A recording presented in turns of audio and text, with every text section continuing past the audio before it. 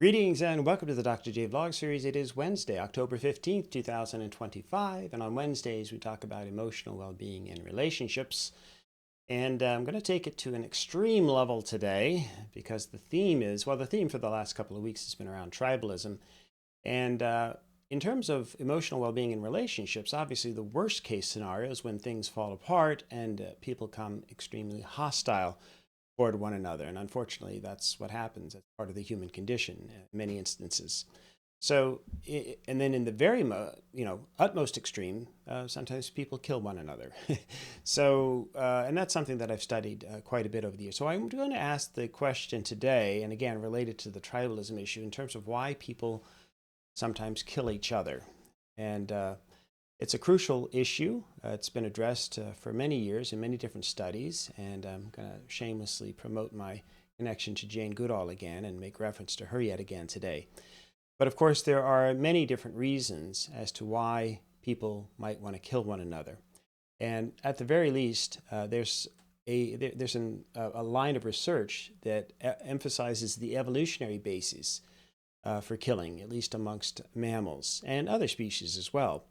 But in a complex study of over 1,000 mammalian species, researchers have determined that there's an estimated 3 killings for every 1,000 deaths across all of these 1,000, almost 1,100 different mammalian species. Now, that said, there are some species that don't appear to kill one another at all, like whales, for example. So think of the killer whales. That's a bit of a misnomer, at least in terms of their conspecifics, or that members of their own species. They, as best we can determine, they never kill one another. But of course, then there are other species that are far more murderous in terms of their conspecifics, including those classified, and especially those classified as primates.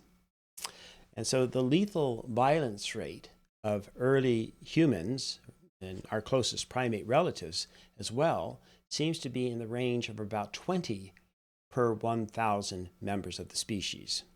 And no less an expert than the recently deceased Jane Goodall wrote and spoke extensively about the often violent and sometimes lethal nature of chimpanzees. So the good news, though, of course, is as a species, we humans have gotten less deadly over time. And so modern humans kill about 13 out of every 1,000 people. If you look at all possible causes of death, right, including the big stuff like the wars and the genocides and so on. And so in that sense, from an evolutionary perspective, then, we humans are, we've improved somewhat, but we have to recognize that we are still animals, obviously, and we are territorial and tribal in nature. And these factors combined certainly put us at risk, or continue to put us at risk, for killing one another. With our territorial and our tribal natures, we are a species often in conflict with one another at the individual, group, and even societal levels. The largest scale conflicts are wars, which have resulted in the deaths of tens of millions of people, certainly in the 20th century alone. No one knows exactly the methodologies for tabulating those that are killed in conflict, and the available evidence can vary rather dramatically.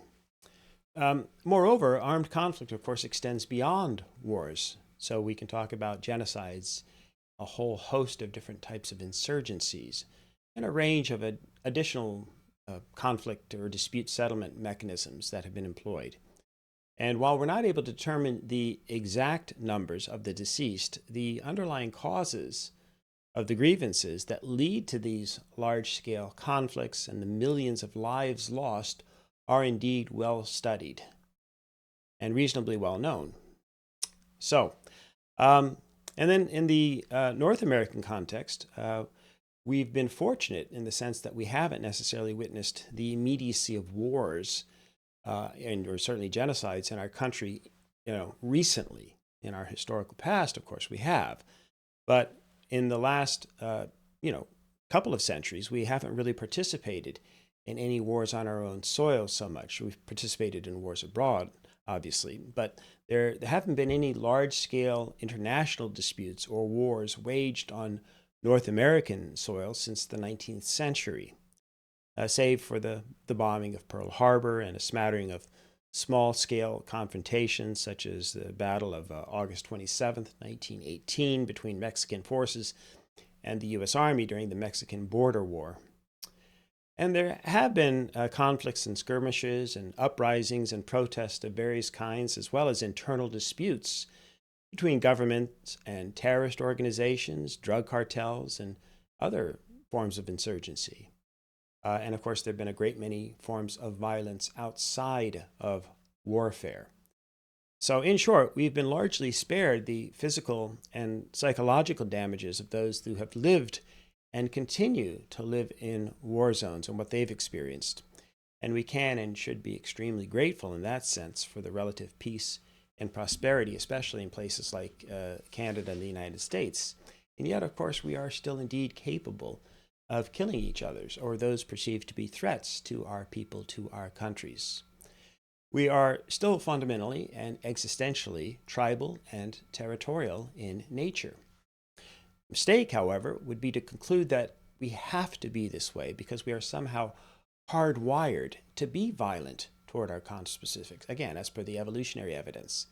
So yes, we do have the genetic and evolutionary bases that have helped shape our behavioral dispositions, no question about that.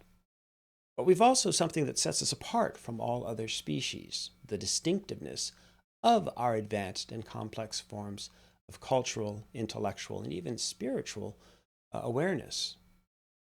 And thus, at least in the case of the human, the cultural override can be an even more powerful force that we can use to direct either more harm or violence against one another, or conversely, we can use what Pinker refers to or calls the better angels of our nature to override whatever instincts and tendencies we might have to exercise violence and to kill one another. So yes, at least based on our cultural backgrounds and human development, at some point killing other conspecifics, other human beings, comes down to a choice that we make based on our cultures, based on the various justifications and rationalizations that we construct to permit the use of lethal violence. But it's not inevitable. Think about your own human development and your emotional maturity, if you will. You were, as a child, maybe a bit more aggressive, maybe even violent at times. But what happened in time? You grew up, you learned, you matured, and you gradually developed the capacity, the self-control, the intelligence, and the flexibility in your thinking to compel you not to be violent, even if you instinctively felt like you wanted to act out with aggression. Again, except maybe under the most extreme circumstances. But of course, most of us can go for many years and decades, maybe even an entire adult lifetime, without using physical violence against another human being. And of course, few of us will actually ever kill anyone. So we know it's possible. And yet we live in a world where we do, and we still, in effect, permit, if not always condone, the use of lethal violence. But if there are threats to our own, to our families directly, to our own kind or our tribe, we still have highly developed justification systems that allow us to breach that eternal commandment, thou shalt not kill. We breach the commandment because of the fine print, our justification systems, which admit to and specify a whole range of exceptions to that important commandment. And the most radical notion of them all, I would suggest, is that we could actually stop immediately if we were willing to choose such an option. Think about that.